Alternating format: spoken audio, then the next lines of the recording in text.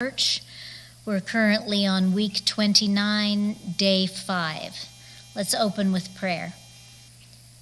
Father, thank you for all your many blessings, including your word. Forgive our sins. Help us to understand you better and to seek you with all our hearts. Forgive us of all sin, please. Thank you in Jesus' name. Okay, week 29, day 5, 2 Kings chapters 4 through 6. Elisha and the widow's oil.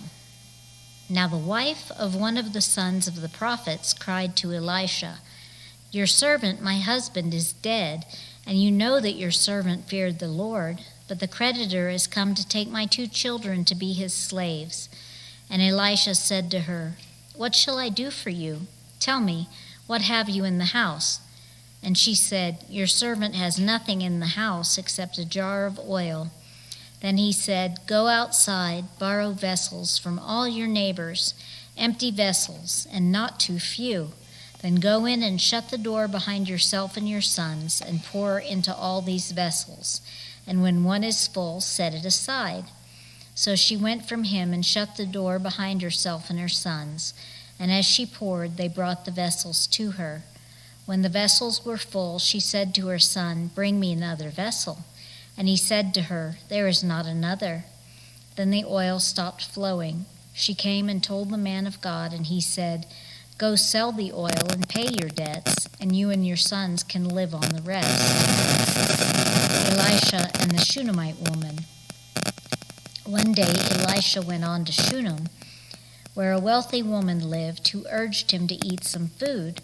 So whenever he passed that way, he would turn in there to eat food.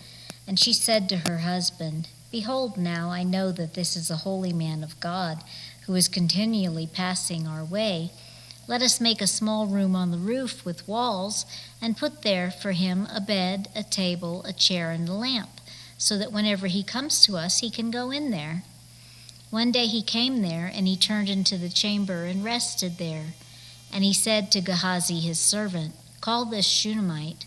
When he had called her, she stood before him, and he said to him, "Say now to her, 'See, you have taken all this trouble for us. What is to be done for you?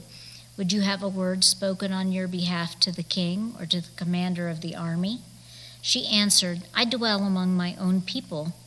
And he said, "What then is to be done for her?" Gehazi answered, "Well, she has no son, and her husband is old." He said, "Call her." And when he had called her, she stood in the doorway. And he said, "At this season, about this time next year, you shall embrace a son." And she said, "No, my lord, O man of God, do not lie to your servant." But the woman conceived, and she bore a son about that time the following spring, as Elisha had said to her. Elisha raises the Shunammite son. When the child had grown, he went out one day to his father among the reapers, and he said to his father, "Oh, my head, my head." The father said to his servant, "Carry him to his mother." And when he had lifted him and brought him to his mother, the child sat on her lap till noon, and then he died. And she went up and laid him on the bed of the man of God, and shut the door behind him and went out. Then she called to her husband and said, "Send me one of the servants and one of the donkeys, that I may quickly go to the man of God and come back again." And he said, "Why will you go to him today? It is neither new moon nor Sabbath." She said, "All is well." Then she saddled the donkey, and she said to her servant, "Urge the animal on. Do not slacken the pace for me unless I tell you." So she set out and came to the man of God at Mount Carmel. When the man of God saw her coming, he said to Gehazi his servant, "Look, there is the Shunammite. Run at once to meet her and say to her, 'Is all well with you? Is all well with your husband? Is all well with the child?'" And she answered, "All is well." And when she came to the mountain to the man of God, she caught hold of his feet, and Gehazi came to push her away. But the man of God said, "Leave her alone, for she is in bitter distress, and the Lord has hidden it from me and has not told me." Then she said, "Did I ask my Lord for a son? Did I not say, 'Do not deceive me'?"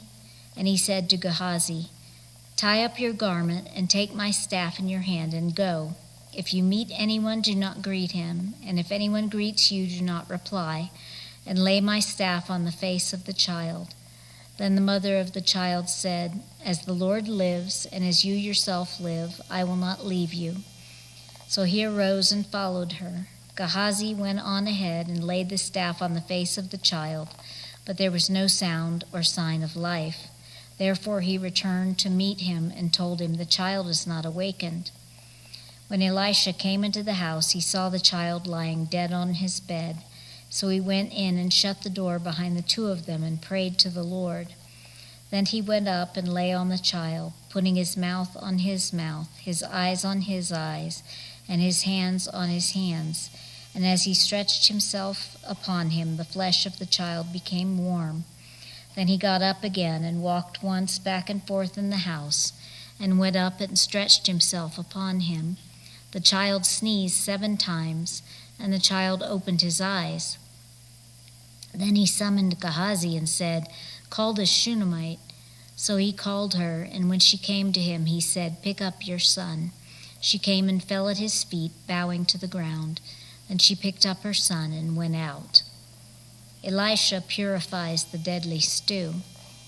And Elisha came again to Gilgal when there was a famine in the land. And as the sons of the prophets were sitting before him, he said to his servant, "Set on the large pot and boil stew for the sons of the prophets." One of them went out into the field to gather herbs and found a wild vine, and gathered from it his lapful of wild gourds, and came and cut them up into the pot of stew, not knowing what they were. And they poured out some for the men to eat. But while they were eating of the stew, they cried out, "O man of God, there is death in the pot." And they could not eat it. He said, "Then bring flour." And he threw it into the pot and said, "Pour some out for the men that they may eat." And there was no harm in the pot. A man came from Baal Shalisha, bringing the man of God bread of the first fruits, 20 loaves of barley and fresh ears of grain in his sack. And Elisha said, "Give to the men that they may eat." But his servant said, "How can I set this before 100 men?" So he repeated, "Give them to the men that they may eat, for thus says the Lord, they shall eat and have some left." So he set it before them, and they ate and had some left, according to the word of the Lord. Chapter 5. Naaman healed of leprosy. Naaman, commander of the army of the king of Syria, was a great man with his master and in high favor, because by him the Lord had given victory to Syria. He was a mighty man of valor, but he was a leper. Now the Syrians, on one of their raids, had carried off a little girl from the land of Israel, and she worked in the service of Naaman's wife. She said to her mistress, "Would that my Lord were with the prophet who is in Samaria. He would cure him of his leprosy." So Naaman went in and told his Lord, "Thus and so spoke the girl from the land of Israel." And the king of Syria said, "Go now, and I will send a letter to the king of Israel." So he went, taking with him 10 talents of silver, 6,000 shekels of gold, and 10 changes of clothing. And he brought the letter to the king of Israel, which read, "When this letter reaches you, know that I have sent to you Naaman my servant, that you may cure him of his leprosy." And when the king of Israel read the letter, he tore his clothes and said, "Am I God, to kill and to make alive, that this man sends word to me to cure a man of his leprosy? Only consider and see how he is seeking a quarrel with me." But when Elisha, the man of God, heard that the king of Israel had torn his clothes, he sent to the king, saying, "Why have you torn your clothes? Let him come now to me, that he may know that there is a prophet in Israel." So Naaman came with his horses and chariots and stood at the door of Elisha's house. And Elisha sent a messenger to him, saying, "Go and wash in the Jordan 7 times, and your flesh shall be restored, and you shall be clean." But Naaman was angry and went away, saying, "Behold, I thought that he would surely come out to me and stand and call upon the name of the Lord his God, and wave his hand over the place and cure the leper." Are not Abana and Pharpar, the rivers of Damascus, better than all the waters of Israel? Could I not wash in them and be clean?" So he turned and went away in a rage. But his servants came near and said to him, "My father, it is a great word the prophet has spoken to you. Will you not do it? Has he actually said to you, 'Wash and be clean'?" So he went down and dipped himself 7 times in the Jordan, according to the word of the man of God, and his flesh was restored like the flesh of a little child, and he was cleaned. Gehazi's greed and punishment. Then he returned to the man of God, he and all his company, and he came and stood before him, and he said, "Behold, I know that there is no God in all the earth but in Israel. So accept now a present from your servant."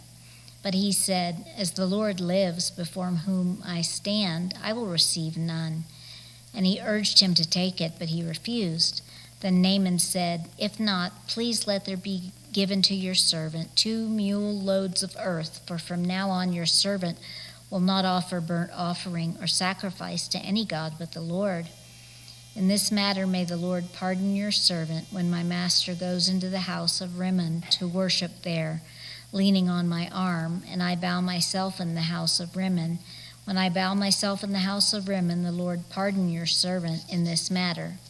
He said to him, "Go in peace."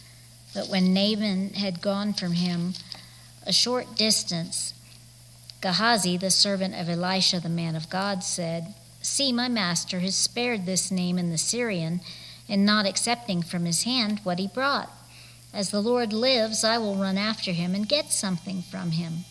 So Gehazi followed Naaman, and when Naaman saw someone running after him, he got down from the chariot to meet him and said, "Is all well?"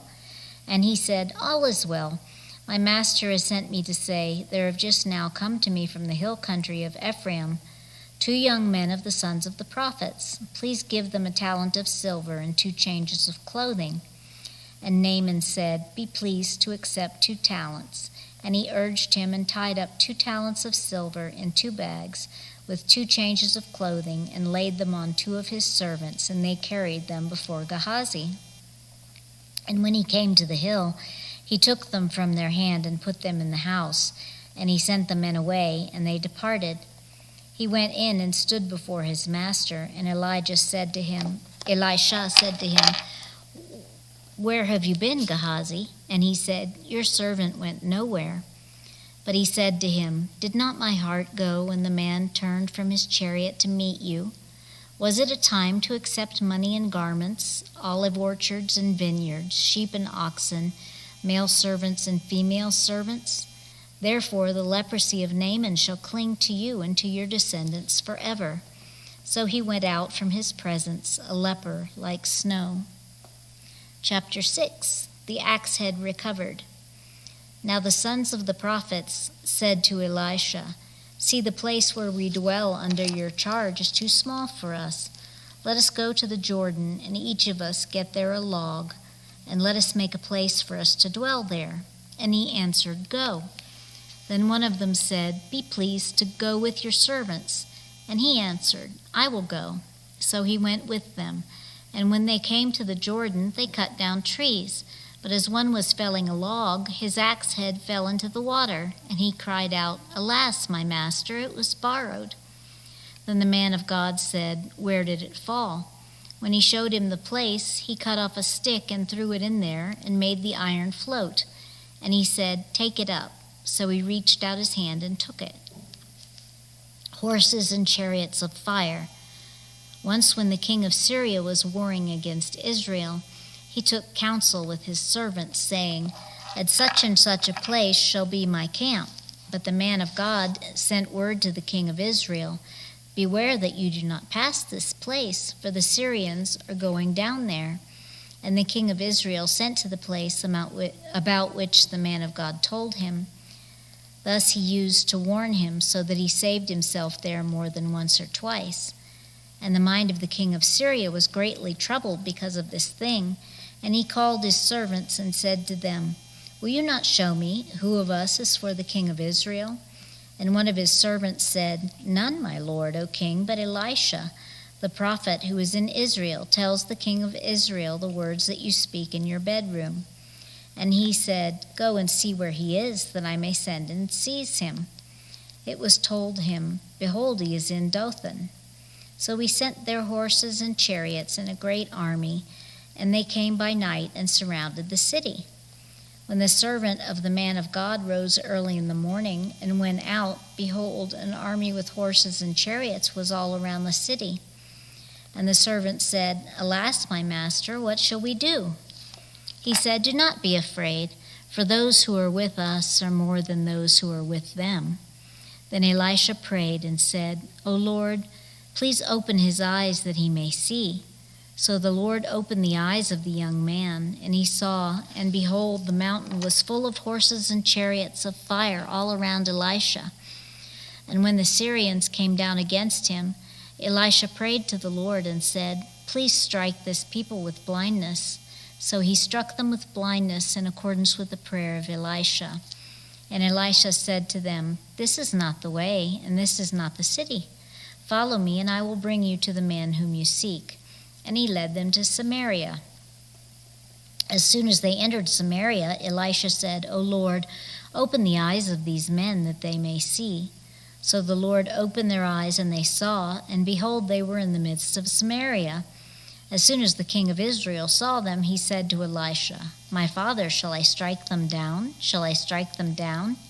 He answered, You shall not strike them down. Would you strike down those whom you have taken captive with your sword and with your bow? Set bread and water before them, that they may eat and drink and go to their master. So he prepared for them a great feast, and when they had eaten and drunk, he sent them away, and they went to their master, and the Syrians did not come again on raids into the land of Israel. Ben-Hadad's siege of Samaria. Afterward, Ben-Hadad, king of Syria, mustered his entire army and went up and besieged Samaria. And there was a great famine in Samaria as they besieged it, until a donkey's head was sold for 80 shekels of silver, and the fourth part of a cab of dove's dung for 5 shekels of silver. Now as the king of Israel was passing by on the wall, a woman cried out to him, saying, Help, my lord, O king. And he said, If the Lord will not help you, how shall I help you? From the threshing floor or from the winepress? And the king asked her, What is your trouble? She answered, The woman said to me, Give your son that we may eat him today, and we will eat my son tomorrow. So we boiled my son and ate him, and on the next day I said to her, Give your son that we may eat him. But she has hidden her son. When the king heard the words of the woman, he tore his clothes. Now he was passing by on the wall, and the people looked, and behold, he had sackcloth beneath on his body. And he said, May God do so to me and more also, if the head of Elisha, the son of Shaphat, remains on his shoulders today. Elisha was sitting in his house, and the elders were sitting with him.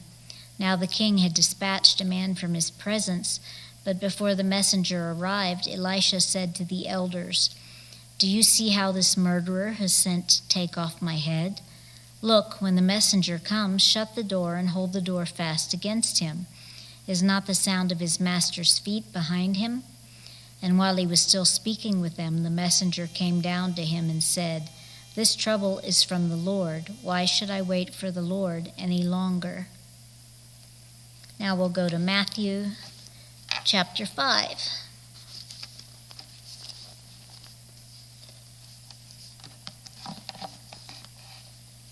The Sermon on the Mount. Seeing the crowds, he went up on the mountain, and when he sat down, his disciples came to him. The Beatitudes. And he opened his mouth and taught them, saying, Blessed are the poor in spirit, for theirs is the kingdom of heaven. Blessed are those who mourn, for they shall be comforted. Blessed are the meek, for they shall inherit the earth. Blessed are those who hunger and thirst for righteousness, for they shall be satisfied. Blessed are the merciful, for they shall receive mercy. Blessed are the pure in heart, for they shall see God. Blessed are the peacemakers, for they shall be called sons of God. Blessed are those who are persecuted for righteousness' sake, for theirs is the kingdom of heaven. Blessed are you when others revile you and persecute you and utter all kinds of evil against you falsely on my account. Rejoice and be glad, for your reward is great in heaven, for so they persecuted the prophets who were before you. Salt and light. You are the salt of the earth, but if the salt has lost its taste, how shall its saltiness be restored? It is no longer good for anything except to be thrown out and trampled under people's feet. You are the light of the world. A city set on a hill cannot be hidden, nor do people light a lamp and put it under a basket, but on a stand, and it gives light to all in the house. In the same way, let your light shine before others, so that they may see your good works and give glory to your Father who is in heaven. Christ came to fulfill the law. Do not think that I have come to abolish the law or the prophets. I have not come to abolish them, but to fulfill them. For truly I say to you, until heaven and earth pass away, not an iota, not a dot will pass from the law until all is accomplished. Therefore, whoever relaxes one of the least of these commandments and teaches others to do the same will be called least in the kingdom of heaven. But whoever does them and teaches them will be called great in the kingdom of heaven. For I tell you, unless your righteousness exceeds that of the scribes and Pharisees, you will never enter the kingdom of heaven. Anger.